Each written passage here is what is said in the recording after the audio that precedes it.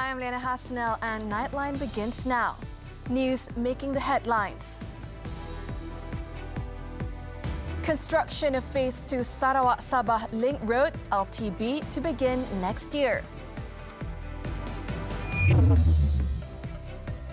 And 6 children among 24 killed in Zionists' aggression against Gaza.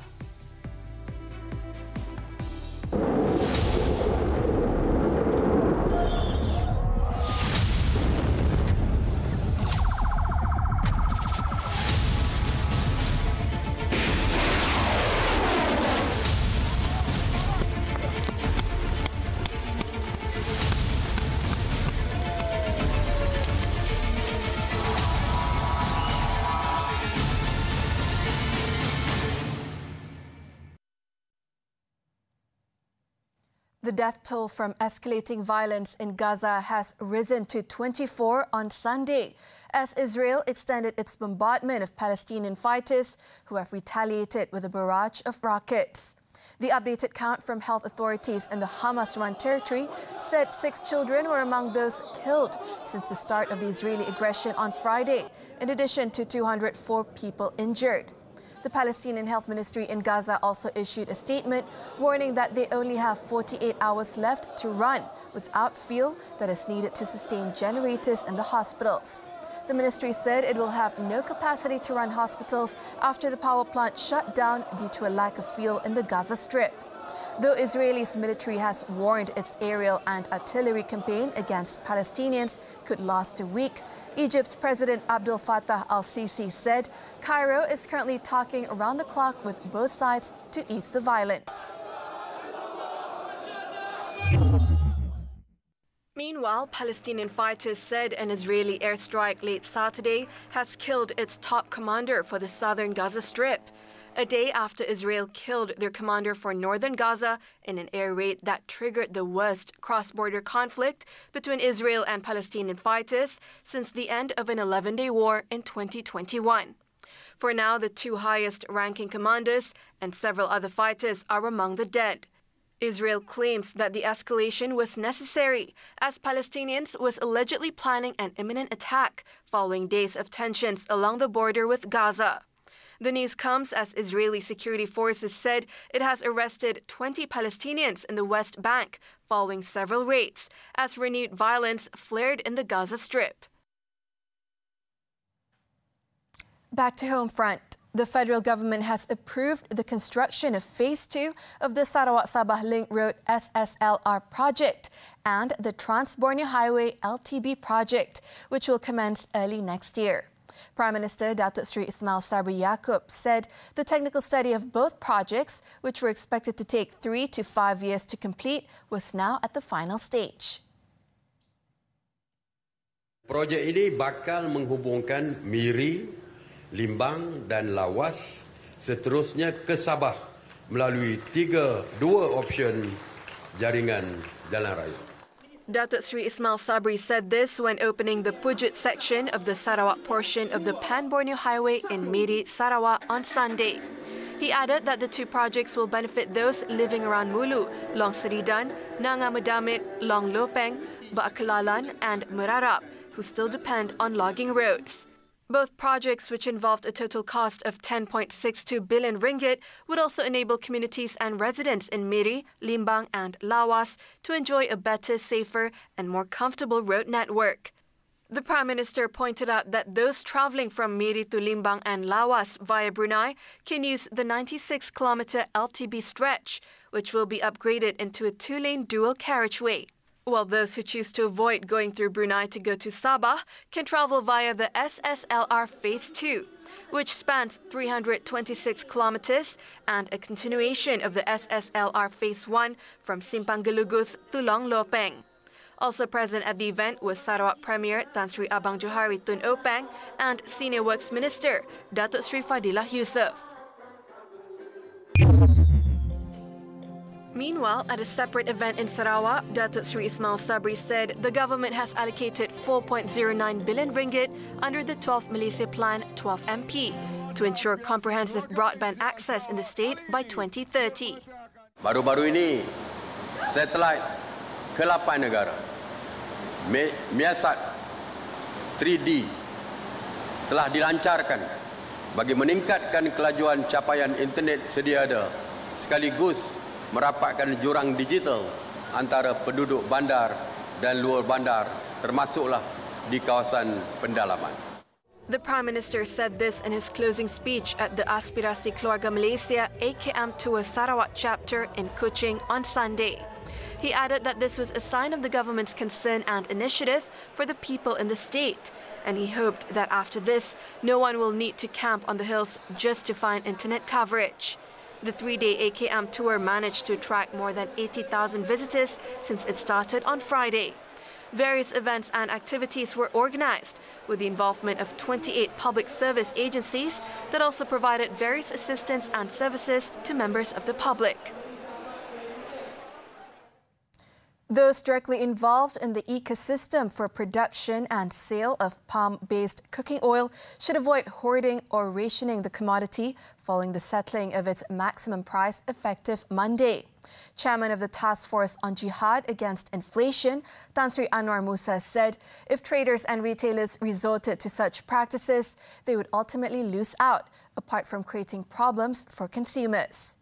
Commenting on the possibility of irresponsible parties hoarding cooking oil when its price is low, a practice which could lead to a shortage of supply in the local market, Tan Sri Anwar also advised those concerned to steer clear of any activities which are against the law and to abide by the government's decision in placing certain goods or commodities under the maximum price list. The government has set the ceiling price of unsubsidized pure palm-based cooking oil at RM34.70 per 5 kilogram bottle effective August 8th. The pricing will be set each month and announced by the Malaysian Palm Oil Board, MPOB.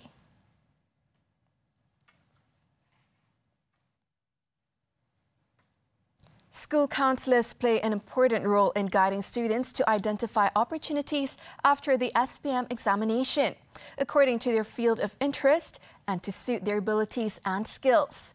Senior Education Minister Datuk Dr. Radzi Jidin said this was one of the approaches used to prepare school leavers so that they are aware of their options, including if they choose not to further their studies at higher learning institutions. Sebab itu di sekolah pun kita latih kaunselor-kaunselor kita untuk faham apakah keperluan employment, keperluan majikan pada masa yang akan datang. Jadi bila habis peperiksaan SPM, anak-anak ini dah tahu. Kalau nak buat teknikal, dia pergi ke mana? Kalau dia nak minat sains, dia pergi ke mana? Guru-guru akan terus membantu anak-anak ini bagi memastikan supaya mereka faham apakah perjalanan yang terbaik untuk masa depan mereka.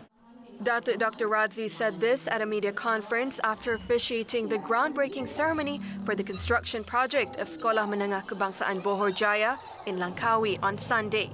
He also said that the ministry will always make sure that the students are able to compete by training them through the education system and instilling their interest in the professional field of science and technology naturally. This includes giving them exposure to the various opportunities available in the field from a young age. He added that if students continue to lag behind or have no interest, for example, in the field of science and technology, then the country will face tough challenges in the future.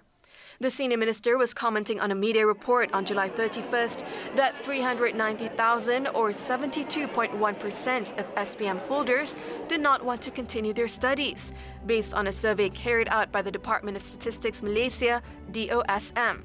Among the main factors, they were uninterested in continuing their education, being influenced by social media, and thinking that pursuing tertiary education is not a guarantee of securing a better job.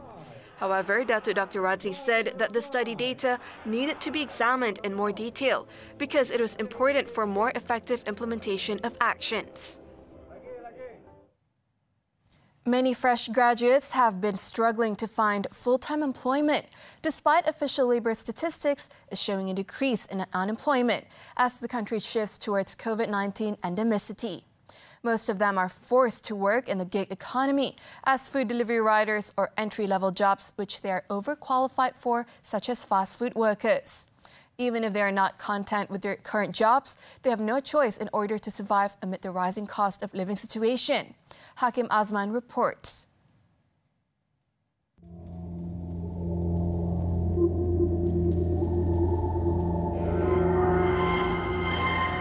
choose to work in a cafe as compared to, like working as a banker or engineer is because the demands for my qualification is the demand is already met. So it's either you have a higher qualifications like masters or PhD, thus making your chances to get employed in those certain aspects of jobs also are higher. Of course, that survival skill during the pandemic start to click on. And yes, if I can be honest with you, that is the reason why I start. But then I grown interest during the time that I do it. As when COVID hit, I had no jobs. So basically no one called me up. So I was like, why not I just use this time to find a job which is like retail, as you can see here, to find a retail job to get a stable income. Although these youth have the qualifications needed for skilled jobs, most of the graduates have no way to leverage their knowledge, especially in their current low-level employment due to declining job creation in the country. Despite this, many of the graduates believe that any job is still good as long as there is adequate pay, considering the country's economy is still recovering from the pandemic.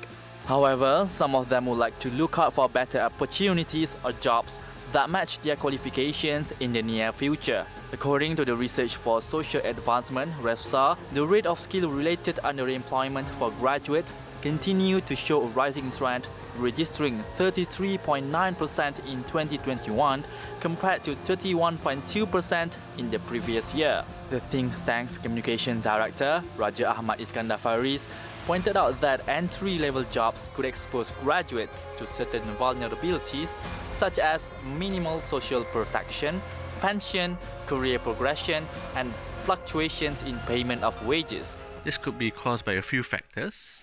On the one hand, entry-level jobs might not be paying as good enough for these fresh graduates who have already forked out tens and thousands of ringgit for their tertiary education. Surely, the pay scale needs to rise accordingly. On the other hand, we are not producing the right and relevant talent for the existing job openings today. There is a job skills mismatch.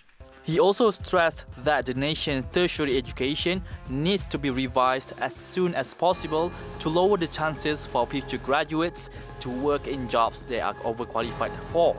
Meanwhile, Malaysia Productivity Corporation MPC Chairman Ramganesan Kartigasu said supply and demand misalignment is the main reason why fresh graduates are still struggling to find full-time employment that matches their qualification.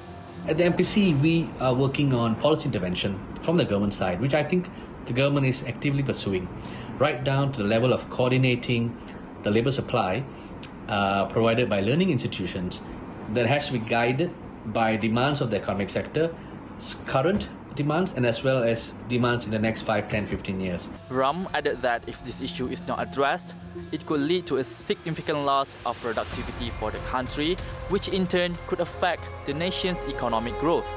After spending a huge amount of money and years in studies, it is very concerning that many fresh graduates have ended up working in entry-level jobs.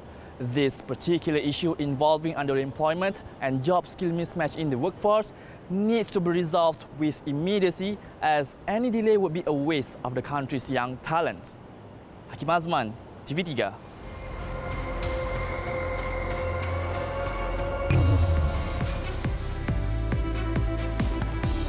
Coming up next, efforts intensify to reach 10 trapped coal miners. Stay with us.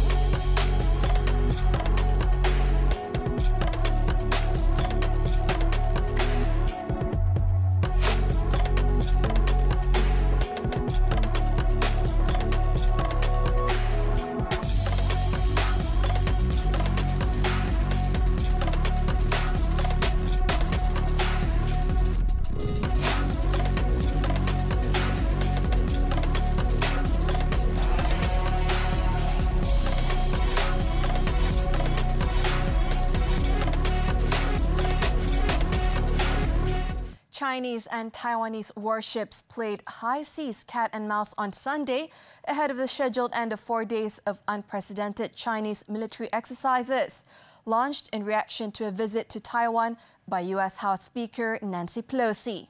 According to officials, about 10 warships, each from China and Taiwan, sailed at close quarters in the Taiwan Strait, with some Chinese vessels crossing the median line, an unofficial buffer separating the two sides. In a statement, the island's defense ministry said multiple Chinese military ships, aircraft and drones were simulating attacks on the island and its navy. Thus, Taipei had sent aircraft and ships to stand by and react appropriately. Pelosi's visit last week to the self-ruled island infuriated China, which responded with test launches of ballistic missiles over the island's capital for the first time and the cutting of communication links with the United States. Efforts to rescue 10 miners trapped in a collapsed and flooded coal mine in northern Mexico intensified on Saturday as authorities weigh whether to send divers to help with rescue workers. Officials said Saturday would be decisive in determining whether divers could safely enter the mine. But by afternoon local time, it was reported that water levels were still too high and rescuers were still working to pump water out of the flooded mine. There was also the possibility of mud-filled tunnels and underground collapses that could make it impossible for rescue teams to search for the miners, even if enough water is extracted. So far, authorities have yet to report any contact with those trapped since the collapse 3 days ago. The miners became trapped at a mine in the northern border state of Kaulia on Wednesday afternoon when their excavation work caused a tunnel wall to collapse, triggering flooding in 3 wells.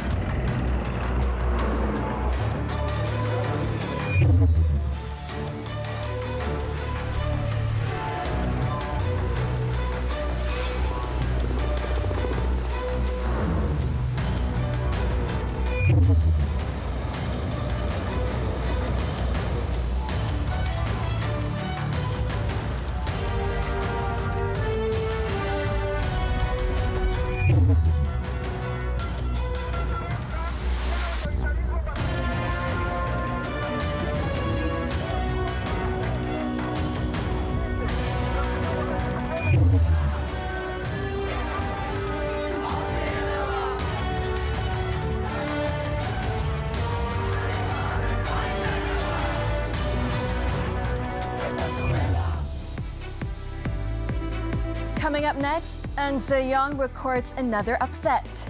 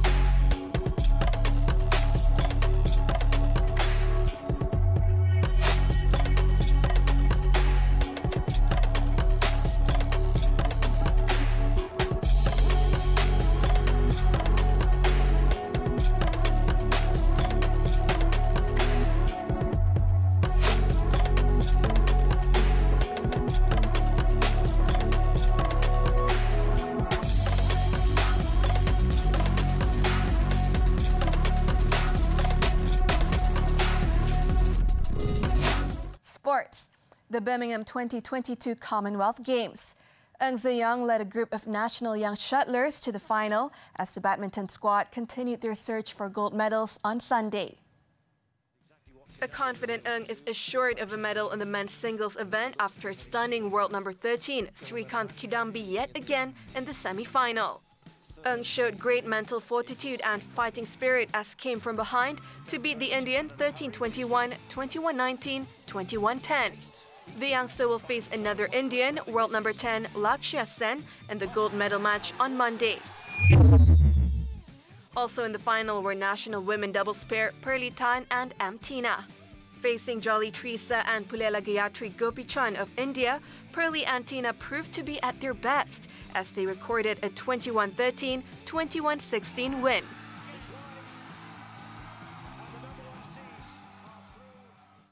Meanwhile, top national men's doubles Aaron Chia, So Hui-yik failed to follow the women's doubles footstep as they suffered a defeat to England's Ben Lane, C. Vendy in the semi-final. Aaron and So started brightly, taking the first set 21-18. The England duo then found their momentum, clinching the next two sets 21-17, 21-4. Malaysia, however, is guaranteed a bronze for the men's doubles event, as Aaron and So will play compatriots Tan Kian Meng, Chan Peng Soon in the bronze medal match on Monday. Playing against Satwik Sairaj Rankireddy and Chirap Chandra Shekhar Shetty of India, Tan and Chan were not at their best, losing the game 6-21, 15-21.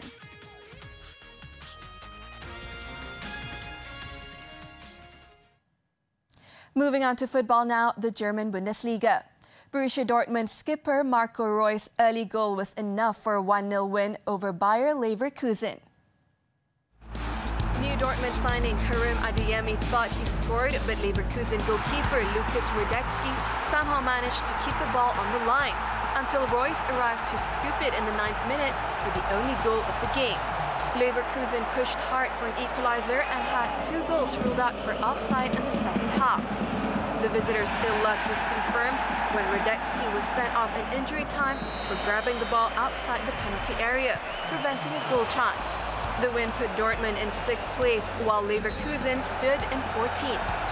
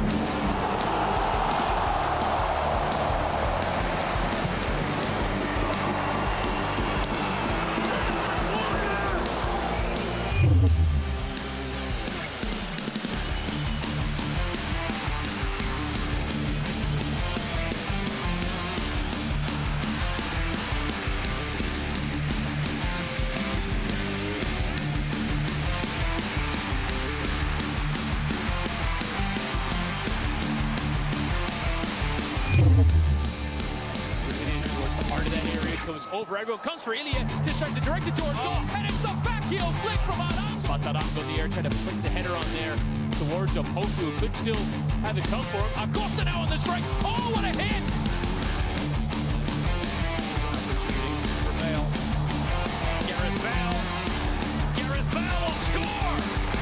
Yes!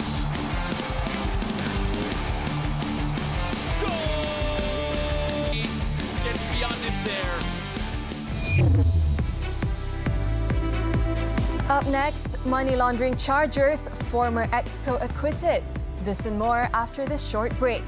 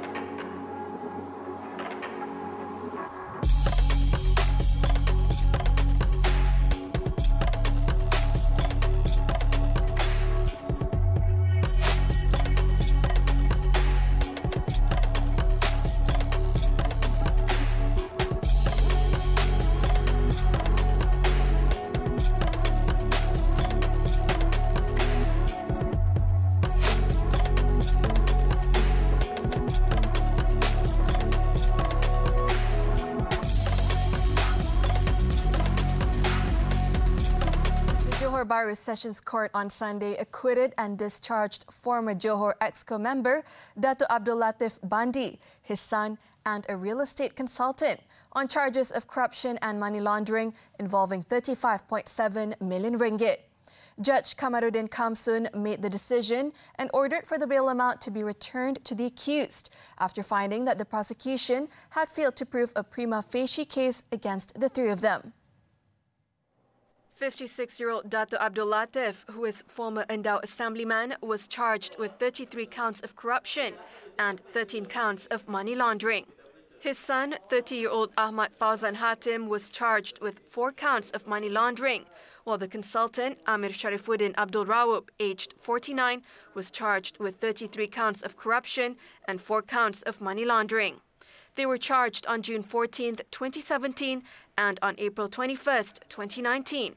The Sessions Court acquitted and discharged the three of them of all the charges after finding the prosecution had failed to prove a prima facie case. However, on November 7th last year, the High Court ordered the former State Housing and Local Government Committee chairman and the 2 others to enter their defence, following a ruling by Judge Datuk Abu Bakar Qatar that the Sessions Court had erred in its decision. In Kedah, 6 anglers survived a 16-hour ordeal after the boat they were in capsized 8.2 nautical miles southeast of Pulau Timun near Langkawi on Saturday. Kedah and Perlis Malaysian Maritime Enforcement Agency MMEA Director, First Maritime Admiral Romli Mustafa, said the boat was reported to have sunk at 6 p.m. due to bad weather. In a statement on Sunday, Romli said a report of the incident was received from a fisherman at 8:55 a.m. and a Perkasa 1228 boat was immediately deployed to the location where the 6 individuals were seen floating. Upon arrival, it was found that all the victims have been rescued by local fishermen who were in the area. They were later transferred onto the Perkasa 1228 boat and taken to the Bukit Malut jetty in Langkawi. The incident occurred when the victims, aged between 34 and 70, were heading to Kuala Perlis at about 4 p.m. after their fishing expedition. However, the boat then began taking on water and was sinking fast. Fortunately, the passengers had their life jackets on and managed to cling onto the boat. One of them was rushed to Sultanah Maliha Hospital for treatment due to exhaustion. In Kelantan, an unemployed man was sent to the gallows by the Kota Bharu High Court on Sunday after being found guilty of trafficking 89.9 grams of methamphetamine at Wakaf Baru, Tumpat 6 years ago. Judicial Commissioner Datuk Muhammad Abbas Zafri Muhammad Abbas gave the sentence on 30-year-old Muhammad Hafizul Sheikh Muhammad Zahid after finding the defence had failed to raise a reasonable doubt on the prosecution's case.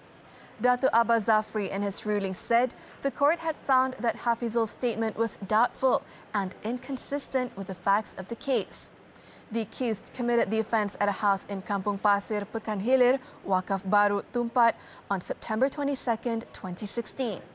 The charge under the Dangerous Drug Act provides for mandatory death penalty upon conviction.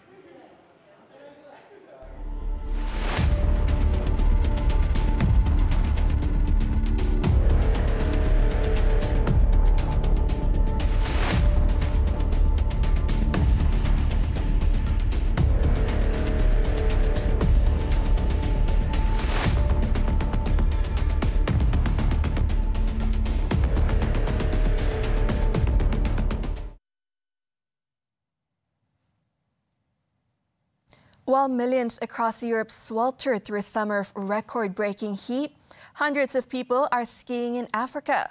This isn't another sign of climate change, but rather the fascinating anomaly of Lesotho, the only country on Earth where every inch of its territory sits more than 1,000 meters above sea level. Let's take a look at the tiny mountain kingdom as we wrap up Nightline this time around. And with that, I'm Liyana Hassanel. Thank you for watching and stay safe, Malaysia.